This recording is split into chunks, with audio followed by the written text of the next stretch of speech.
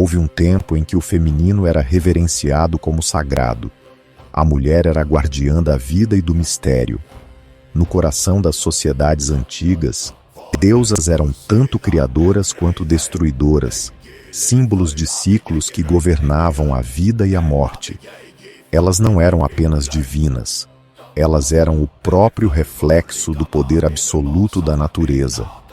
Mas algo mudou. Ao longo dos séculos, um movimento silencioso, porém implacável, alterou o curso da história. O feminino, que antes ocupava o centro do sagrado, começou a ser marginalizado, distorcido e, finalmente, demonizado. Arquétipos femininos de força foram transformados em símbolos de fraqueza e submissão. E as mulheres, que outrora eram vistas como líderes espirituais, criadoras e protetoras, tornaram-se suspeitas, censuradas e caladas. O que aconteceu? Por que a mulher passou a ser vista como uma ameaça? Quem orquestrou essa transformação? E quais foram os efeitos duradouros dessa desconstrução simbólica? Olá, sejam muito bem-vindos ao canal Mulheres Poderosas. Hoje, vamos continuar a série transformadora sobre o sagrado feminino, abordando um dos temas mais poderosos e provocativos até agora: a demonização do feminino e o arquétipo transformado. No vídeo anterior, refletimos sobre o impacto da queda do sagrado feminino, como deusas, sacerdotisas e mulheres perderam suas posições centrais nas culturas ancestrais, sendo substituídas por um modelo patriarcal que colocou o masculino no trono do poder espiritual e social. Reconhecemos os momentos históricos que geraram o desequilíbrio entre o masculino e o feminino, moldando gerações inteiras e estruturando sociedades profundamente marcadas pela desigualdade. Mas isso é apenas o começo. Neste episódio, vamos além. Vamos explorar como o feminino foi transformado de símbolo de poder em símbolo de pecado, culpa e submissão. Vamos entender como figuras como Lilith, Pandora e até mesmo Maria Madalena foram reescritas e distorcidas ao longo da história, não como forças de criação e liderança, mas como alertas para aquilo que precisava ser controlado ou temido. Também analisaremos as influências das religiões monoteístas e suas narrativas que excluíram o feminino sagrado, para então mergulhar nas consequências culturais e espirituais dessa desconstrução nos dias de hoje. Prepare-se! Essa será uma aula que vai desafiar seus pensamentos e reescrever muito do que você aprendeu sobre o papel do feminino na história. E se você gosta deste conteúdo transformador, já aproveite para curtir este vídeo, se inscreva no canal Mulheres Poderosas e compartilhe essa reflexão com quem precisa ouvi-la. Este é o momento de resgatarmos não apenas o sagrado feminino da história, mas também o nosso poder como seres humanos completos, em equilíbrio com o feminino e o masculino. Agora, respire fundo e venha comigo desvendar a demonização do feminino. O começo da demonização. O declínio das deusas e a ascensão do patriarcado. Diante da história da humanidade, o sagrado feminino foi um pilar essencial que estruturou sociedades matrifocais, cultos à fertilidade e celebrações da energia criativa da vida. Durante milênios, o feminino sagrado foi simbolizada por deusas poderosas, que personificavam a vida, a morte, os ciclos naturais e o equilíbrio universal. No entanto, a ascensão do patriarcado e das religiões monoteístas trouxe consigo uma transformação gradativa, mas feroz, da imagem da mulher, levando à sua demonização ou redução a papéis secundários. Este movimento não apenas remodelou a percepção das divindades femininas, mas também lançou as bases por séculos de repressão cultural e espiritual das mulheres. Neste capítulo, traçaremos essa progressão desde a Era Antiga até a Era Comum Cristã, seguindo uma linha cronológica que evidencia a história e a desconstrução de figuras femininas fundamentais. Vamos explorar como a transição dessas deusas para figuras degradadas ou marginalizadas refletem e reforçam as estruturas patriarcais que ainda prevalecem. A jornada começa na Suméria, berço da civilização e casa de Inanna, a deusa do amor, da fertilidade, da guerra e da justiça. Há mais de 6.000 anos, ela era venerada como um arquétipo feminino pleno, sensível e sedutora, porém feroz e poderosa. Inanna era celebrada em rituais que honravam a fertilidade da terra e sua ligação com os ciclos naturais. O poema épico A Descida de Inanna ao Submundo mostra sua força, inteligência e coragem ao enfrentar a morte para ressurgir renovada. No entanto, com o advento das civilizações patriarcais na Mesopotâmia, a figura de Inanna começou a ser desvalorizada. Nos mitos posteriores, sua imagem foi diluída e, em alguns contextos, transformada numa representação de vaidade e desejo descontrolado, uma transição sutil, mas emblemática da degradação do poder do feminino. No Egito Antigo, Ísis reinava como a mais importante deusa do panteão, adorada como mãe, protetora, curadora e guardiã dos mistérios da vida e da morte. Ela simbolizava compaixão, magia e resiliência, transcendendo os papéis típicos atribuídos às divindades femininas em outras culturas da época. Ísis era vista como uma mantenedora do equilíbrio cósmico, exercendo controle sobre as forças da natureza e orientando o destino de mortais e deuses. Sua história mitológica mais conhecida é a de seu amor incondicional e sua determinação de restaurar o esposo Osíris, após ele ser assassinado e desmembrado por seu irmão, Seth. Com seus profundos conhecimentos mágicos, Ísis reúne os pedaços do corpo de Osíris, devolvendo-lhe a vida e garantindo a continuação do ciclo cósmico. Dessa união nasceu Horus, o Filho Divino, que representava a continuidade, a justiça e a renovação.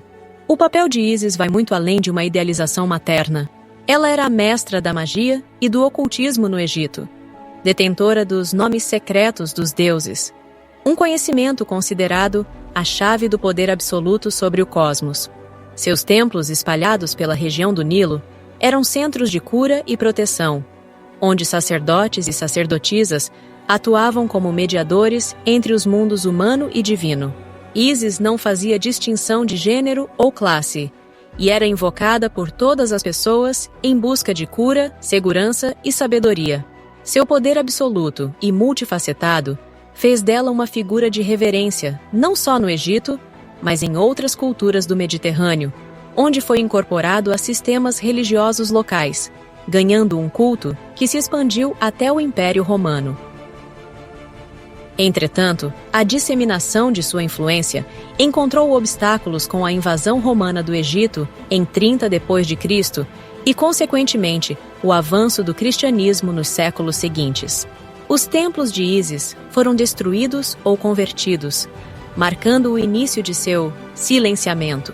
A Igreja Católica, ao consolidar-se como religião dominante, gradual, estrategicamente substituiu Ísis por figuras compatíveis com a doutrina cristã. Algumas características da deusa foram completadas e diluídas em Maria, mãe de Jesus, especialmente a imagem da Mãe Divina que cuida de seu Filho Divino. No entanto, essa transformação foi aperfeiçoada em uma profunda alteração simbólica. Enquanto Ísis era independente e detentora de poder absoluto, Maria foi promovida como passiva e submissa, reforçando os valores patriarcais do novo sistema religioso. Embora tenha sido marginalizada e transformada pelos sistemas patriarcais, Ísis permanece como símbolo de força e resistência feminina. Sua história, ainda contada e celebrada na contemporaneidade, ecoa a luta pelo equilíbrio perdido entre os papéis femininos e masculinos na sociedade. Hoje, Ísis inspira movimentos espirituais e feministas como guardiã da vida, da transformação e da cura, mostrando que o sagrado feminino nunca desapareceu por completo. Ela nos ensina que o poder feminino é tanto na capacidade de nutrir, quanto na coragem de restaurar, de transcender o sofrimento e de desafiar os limites. Na Grécia arcaica, 800 antes da Era Comum cristã, surge a história de Pandora, a primeira mulher criada pelos deuses, uma figura central na mitologia de Hesíodo e no pensamento patriarcal que moldou o imaginário ocidental por séculos. Segundo o poema Os Trabalhos e os Dias, Pandora foi idealizada por Zeus como parte de uma vingança para a humanidade. Após o Titã, Prometeu desafiar os deuses ao roubar o fogo divino para entregá-lo aos homens. Pandora foi moldada com uma beleza irresistível e adornada com dons dos deuses. Seu próprio nome significa a portadora de todos os presentes. Mas sua criação tinha um propósito malicioso. Apesar de sua aparência encantadora, ela carregava uma natureza traiçoeira, projetada para causar ruína aos homens. A famosa Caixa de Pandora, originalmente um jarro no texto grego, é seu atributo mais emblemático. Ao ser aberta, ela libertou todos os males sobre o mundo, doenças, sofrimento, dor e morte, restando no fundo apenas a esperança. Esse mito inaugura uma nova forma de caracterizar a mulher na história ocidental.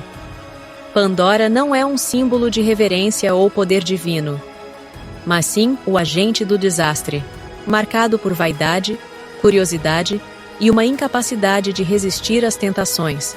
A narrativa transmite uma mensagem clara patriarcal.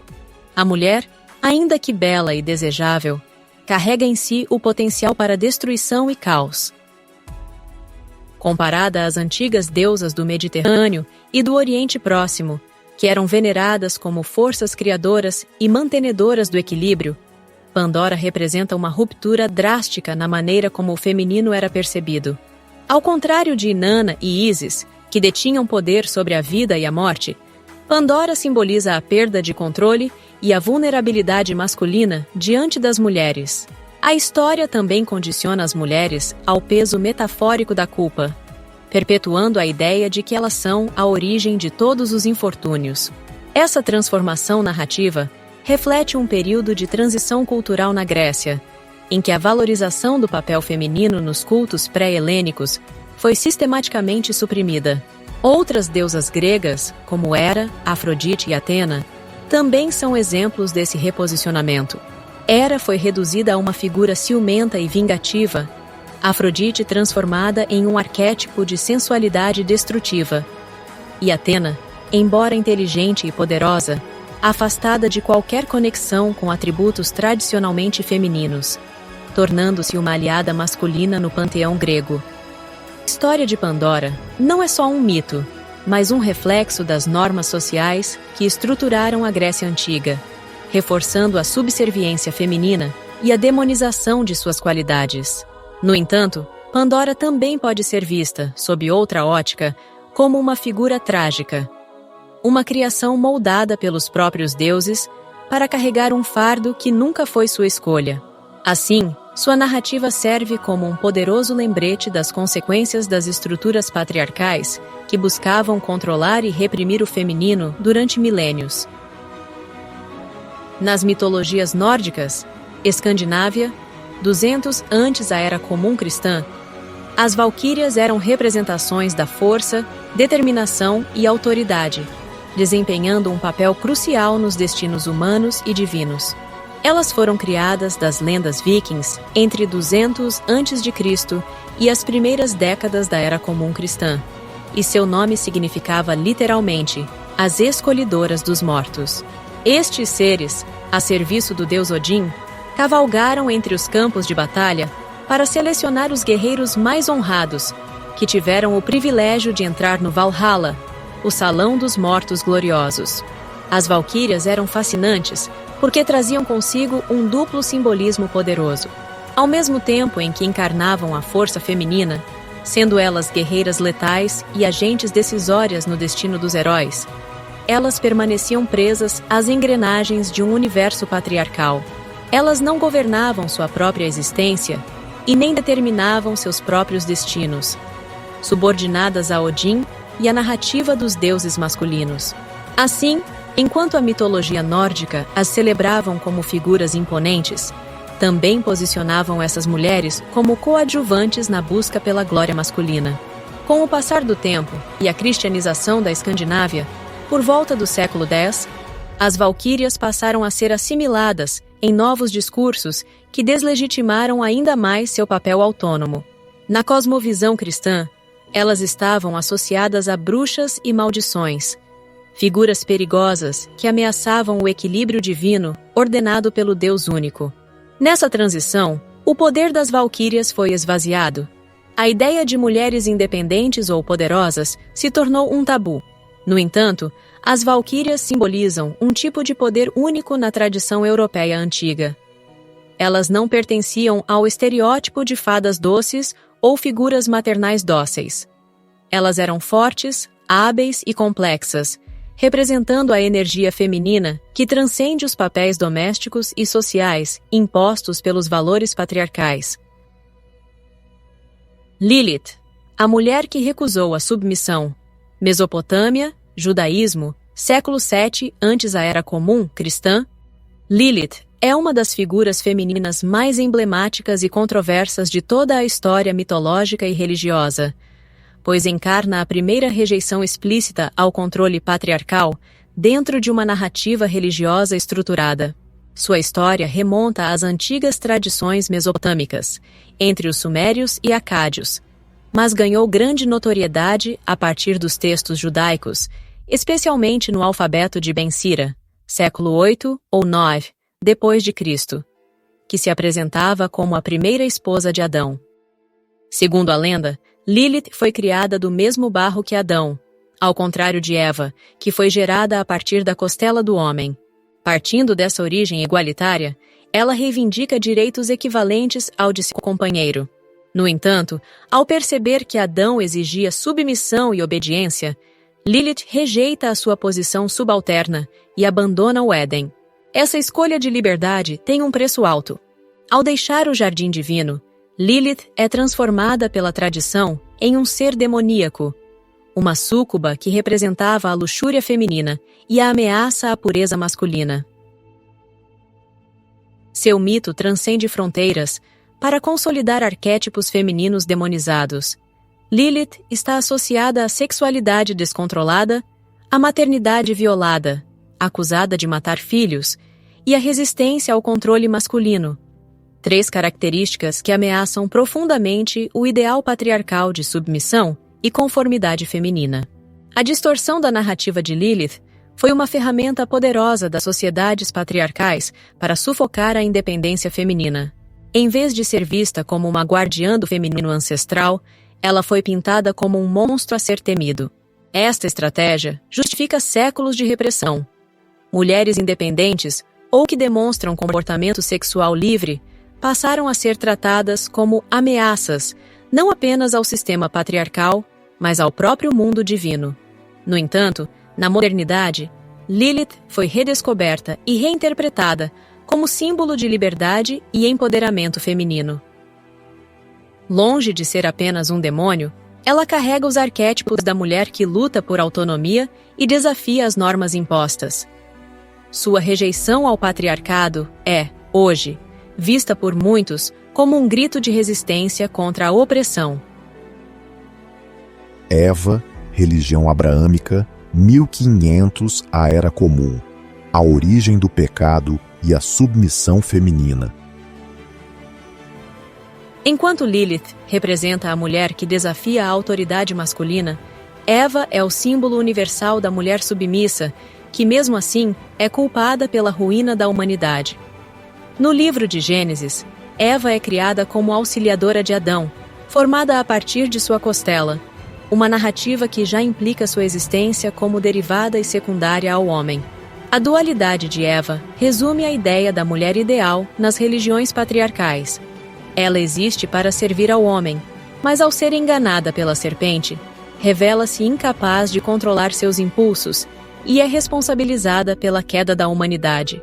Ao comer o fruto proibido, Eva se torna o centro da culpa e, por extensão, todas as mulheres passam a carregar o peso simbólico do pecado original. Na interpretação religiosa predominante ao longo da Idade Média, a transgressão de Eva justifica a inferioridade feminina e sua submissão ao homem. A narrativa também reflete uma visão negativa do corpo feminino, associada à tentação e à luxúria.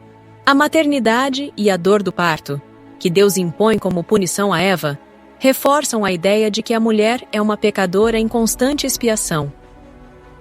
Por meio do mito de Eva, os pilares do patriarcado foram solidificados. A obrigação feminina de castidade, obediência e sacrifício nasce dessa interpretação. Durante séculos, mulheres que ousavam ser críticas, sexualmente livres ou independentes, eram associadas a Eva e, portanto, vistas como agentes do pecado.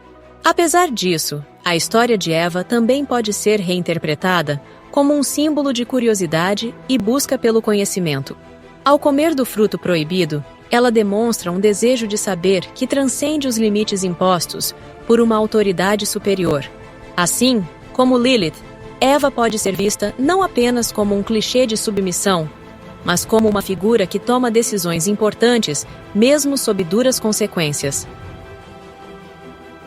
Maria Madalena, cristianismo era comum.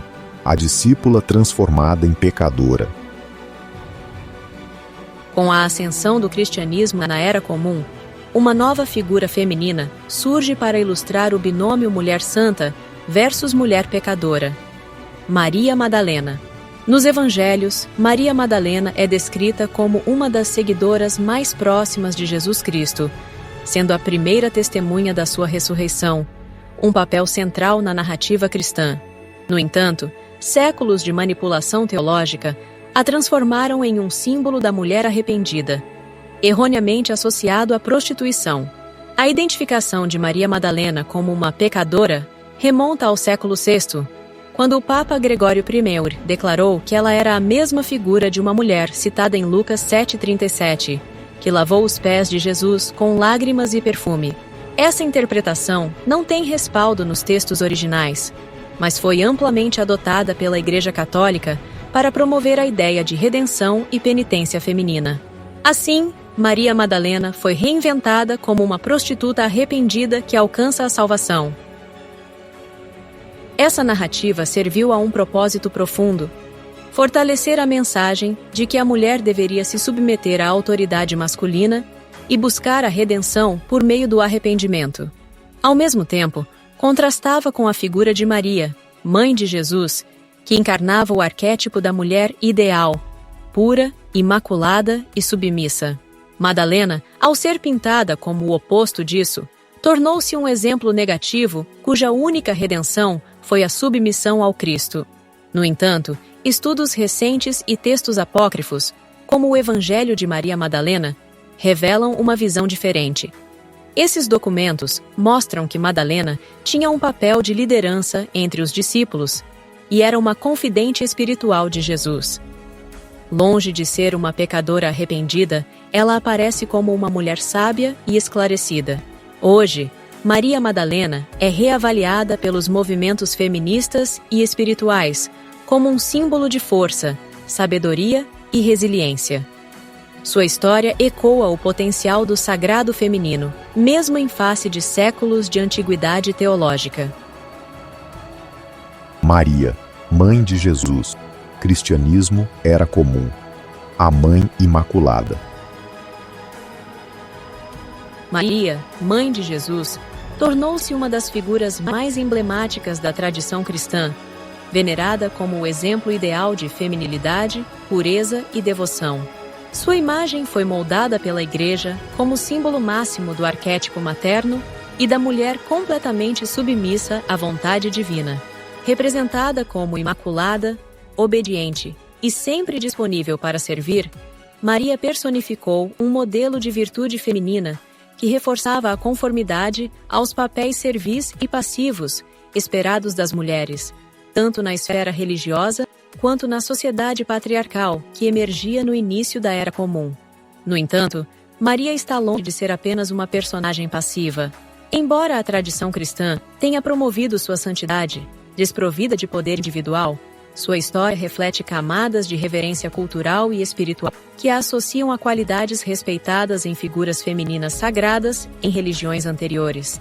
A maternidade foi central no culto a Maria, reinterpretando sua figura a partir do conceito de Theotokos, portadora de Deus, usada nos debates religiosos do século IV e posteriormente consolidada na Igreja, elevando-a à posição de mãe divina.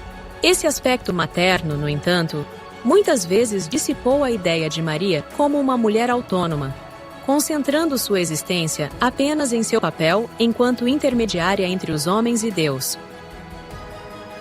Sua construção simbólica dialoga com o apagamento histórico de figuras matriarcais independentes e poderosas presentes em tradições espirituais anteriores, como Ísis no Egito e Inanna na Mesopotâmia, que mantinham controle sobre o nascimento, a vida e a morte.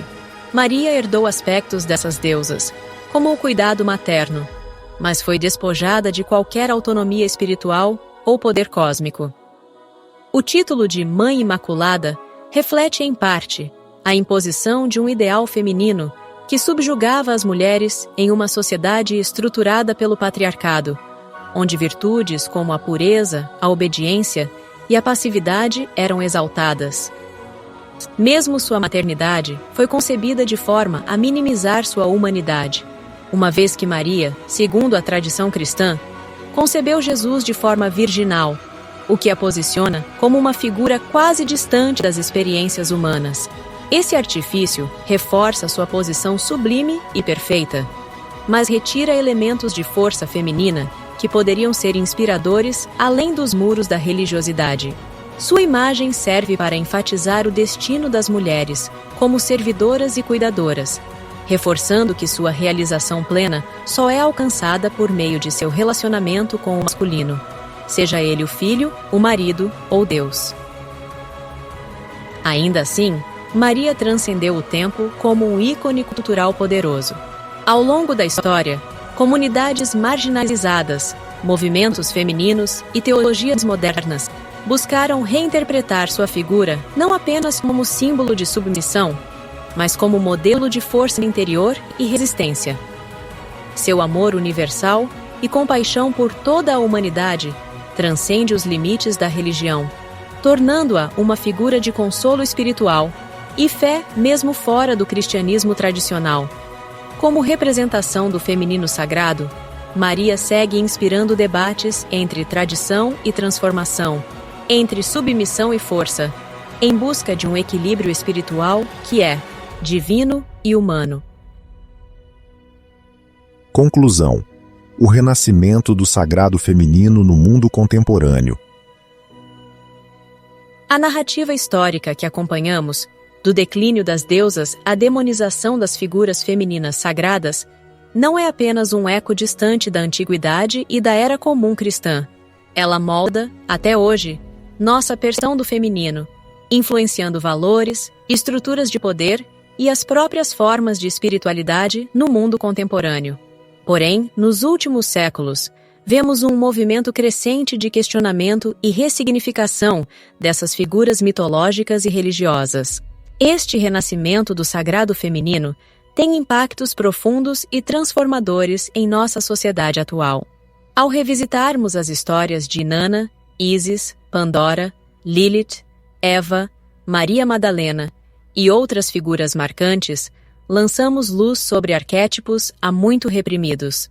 Lilith, antes demonizada, tornou-se um ícone do empoderamento feminino, símbolo da recusa à submissão e da busca por autonomia. Madalena, por sua vez, recupera seu papel de líder e sábia, resgatada de interpretações teológicas que a reduziram a um estereótipo de culpa redimida. Até a mesma Maria, mãe de Jesus, está sendo reinterpretada em círculos espirituais como uma divina protetora, mas também como um modelo de força resiliente diante das adversidades. No mundo contemporâneo, os movimentos feministas, as práticas de espiritualidade moderna e o resgate de filosofias ancestrais, conectadas aos ciclos da natureza, estão devolvendo às mulheres a oportunidade de se reconectarem com o sagrado feminino. Este processo é mais do que uma recuperação simbólica. Ele representa uma ação real contra sistemas que historicamente marginalizaram mulheres, apagaram suas histórias e limitaram seu papel na sociedade. O resgate dessas narrativas corrige injustiças históricas e oferece novos caminhos para a construção de igualdade e equilíbrio entre os gêneros, mulher e homem. Além disso, o impacto desse renascimento não é apenas espiritual, mas cultural e político.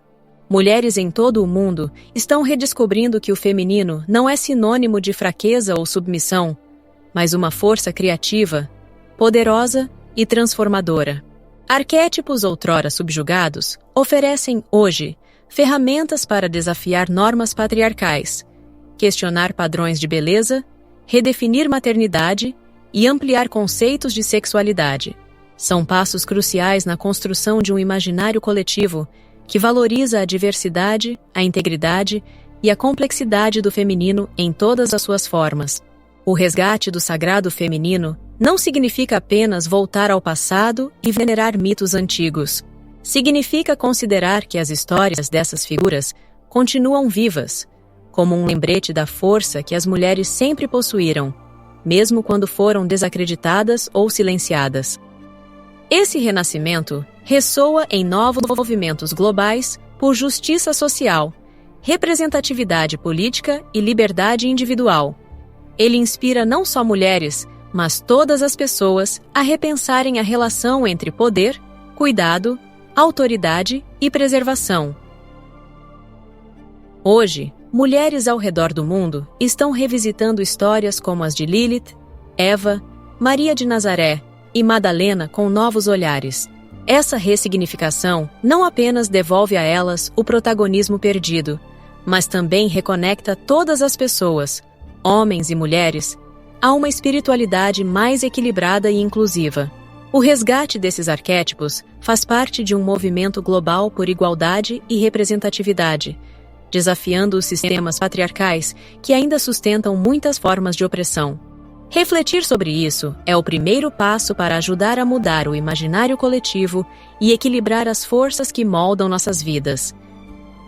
Estamos todos conectados a essas histórias, que falam tanto do passado quanto das possibilidades de um futuro mais justo e integrado. No próximo episódio da nossa jornada, vamos nos aprofundar na história de uma figura fascinante e cheia de mistérios: Maria Madalena, o último elo do feminino sagrado. Veremos como os arquétipos femininos encontram nela um ponto de resistência e inspiração, desafiando séculos de silenciamento. E você, conseguiu compreender como a demonização do sagrado feminino influenciou nossas estruturas culturais e espirituais até os dias de hoje? Se você gostou deste conteúdo, curta, comente e compartilhe no canal Mulheres Poderosas. Sua participação é essencial para ampliarmos essa discussão e resgatarmos as histórias que transformam realidades. Até o próximo episódio. E lembre-se, juntas podemos mudar o mundo.